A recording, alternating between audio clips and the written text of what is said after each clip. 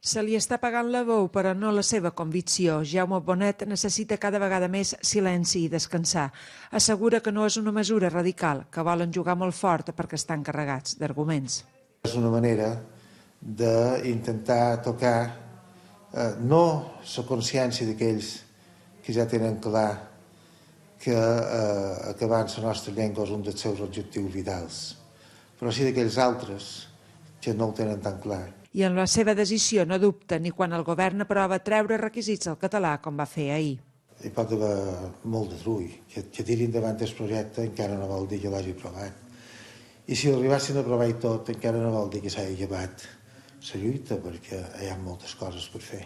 Del PP cap missatge, molts suports de la resta de la societat, però diu que no n'hi ha per tant, que ell no vol morir.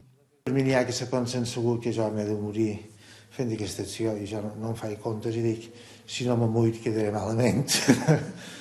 Ara perquè ara bé m'hauria de morir, no? Però i posta me preocupa una mica tanta admiració i tanta cosa. Penso que tampoc no va tant per tant. I només s'emociona quan sap que parlen bé d'ell antics alumnes seus de l'escola del Rafal Vell, també quan cita Blai Bonet.